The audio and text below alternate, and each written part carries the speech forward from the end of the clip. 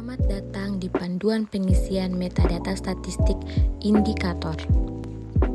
Indikator merupakan ukuran baik kualitatif maupun kuantitatif yang digunakan untuk menggambarkan suatu kondisi atau fenomena tertentu.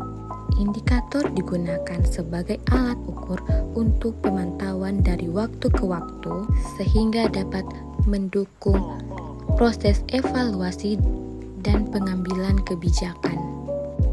Pertama-tama, tuliskan nama kegiatan sesuai dengan nama kegiatan pada metadata statistik kegiatan. Selanjutnya, pada kolom penyelenggara diisi nama instansi dan unit kerja yang bertanggung jawab atas pelaksanaan kegiatan statistik.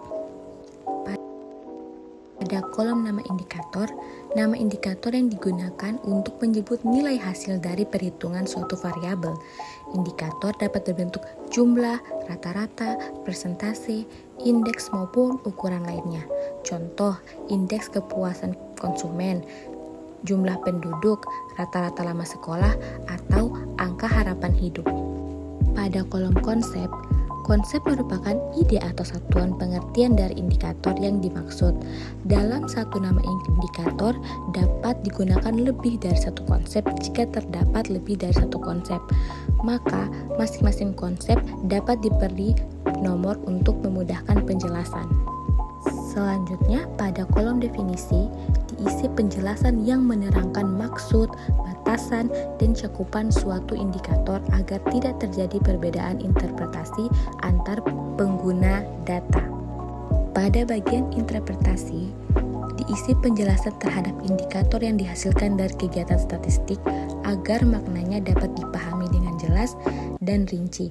Tidak semua indikator harus menggunakan kalimat semakin tinggi atau semakin rendah karena penggunaannya disesuaikan dengan konteks indikator. Metode atau rumus perhitungan merupakan cara atau prosedur yang ditempuh untuk menghitung suatu indikator yang dihasilkan dalam kegiatan statistik. Rumus ini menjelaskan secara teknis bagaimana indikator diperoleh sehingga hasilnya dapat dipahami dan diuji.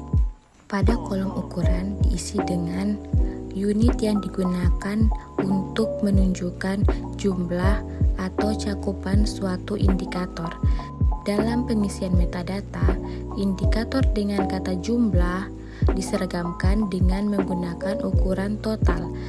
Contohnya, indikator jumlah keluarga, maka menggunakan ukurannya adalah total.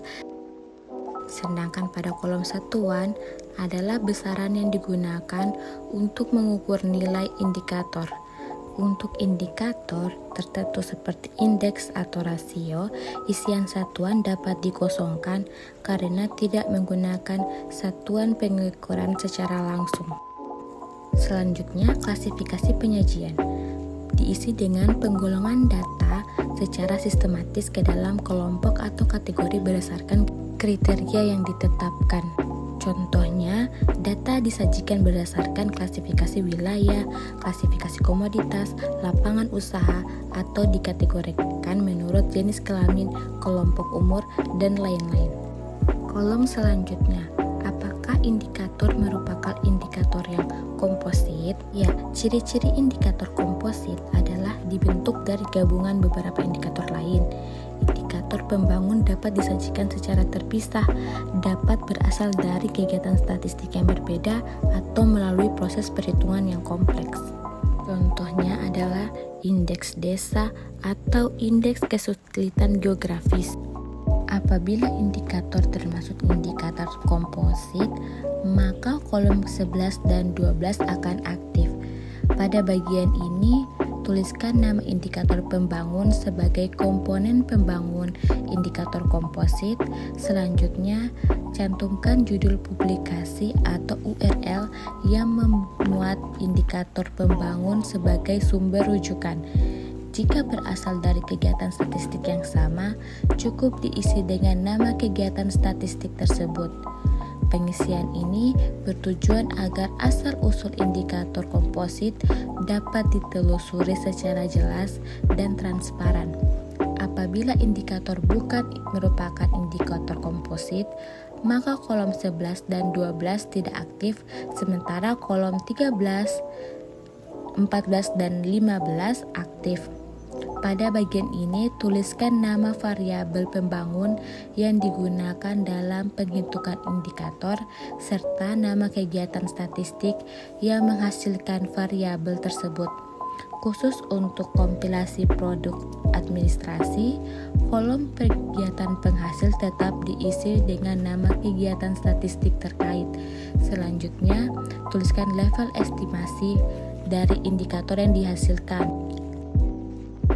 Level estimasi menunjukkan tingkatan cakupan indikator seperti nasional, provinsi, kabupaten, kecamatan, desa, atau kelurahan.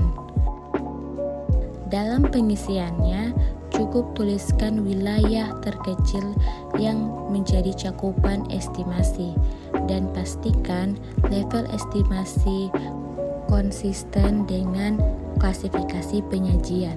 Selanjutnya, kolom status akses terhadap indikator terkait.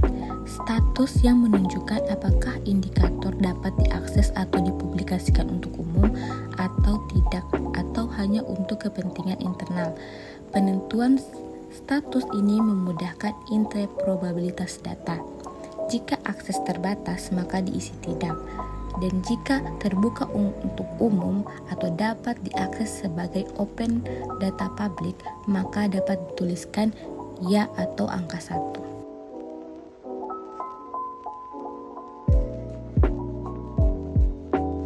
Demikian panduan pengisian metadata statistik indikator. Terima kasih.